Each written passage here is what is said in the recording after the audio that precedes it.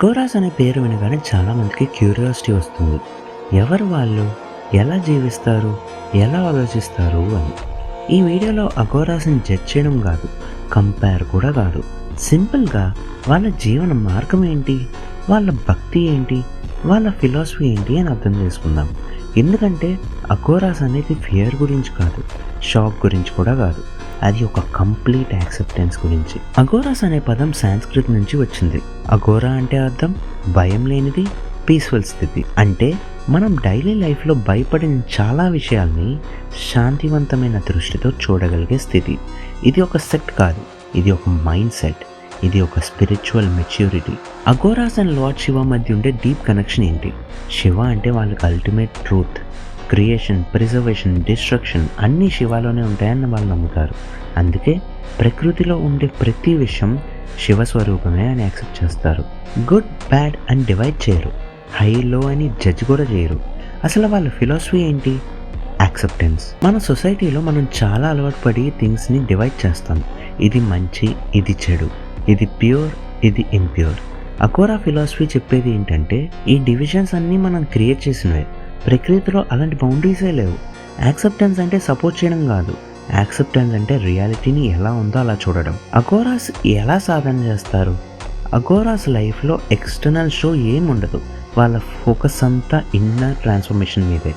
Daily రొటీన్లో చాలా వరకు long meditation, silence, minimal needs, body and mind discipline. వాళ్ళు కంఫర్ట్ని వదులుకుంటారు, ఎందుకంటే కంఫర్ట్ చాలాసార్లు మైండ్ని వీక్ చేస్తుందని వాళ్ళ నమ్మకం. ఈ సాధన ఈగోని స్లోగా డిజాల్వ్ చేస్తుంది. శ్మశానం అనేది సింబాలిజమా?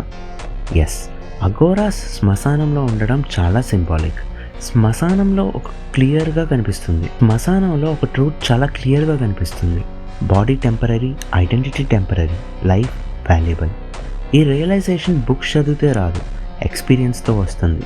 అందుకే శ్మశానాన్ని చూస్ చేస్తారు. అది భయం కోసం కాదు, అది క్లారిటీ కోసం. Aghoras and their healing knowledge. చాలా అఘోరాస్ నేచర్తో చాలా క్లోజ్గా ఉంటారు. హర్బ్స్, రూట్స్, లీవ్స్ గురించి డీప్ నాలెడ్జ్ ఉంటుంది. ఆయుర్వేద, మంత్రచికిత్స, ప్రాణాయామ లాంటి విషయాల్లో చాలా ఎక్స్పర్టీస్ ఉంటుంది. విలేజెస్లో వాళ్ళ ప్రెజెన్స్ని బ్లెస్సింగ్లా చూస్తారు. వాళ్ళు ఫేమ్ కోసం కాదు, సర్వీస్ కోసం మాత్రమే ఉంటారు. అఘోరా మార్గం అందరికీ కాదు, ఇది extreme self discipline path. Mental strength లేకుండా ఫాలో చేయడం సేఫ్ కాదు. అందుకే వాళ్ళు ఎప్పుడూ చెప్పేది అందరికీ ఇది కాదు అని. అది ఫ్యాషన్ కాదు, అది ఎక్స్పెరిమెంట్ కూడా కాదు, అది life time commitment. Aghoras and society. Aghora society నుంచి దూరంగా ఉంటారు, కానీ సొసైటీని హేట్ చేయరు. వాళ్ళు సొసైటీ రూల్స్ని ఛాలెంజ్ చేయరు, వాళ్ళు సింప్లీ డిఫరెంట్గా జీవిస్తారు. వాళ్ళ జీవనం ఒక రిమైండర్లా ఉంటుంది, లైఫ్కి వేరే వేస్ కూడా ఉన్నాయి అని. అఘోరా ఫిలాసఫీ ఏంటి?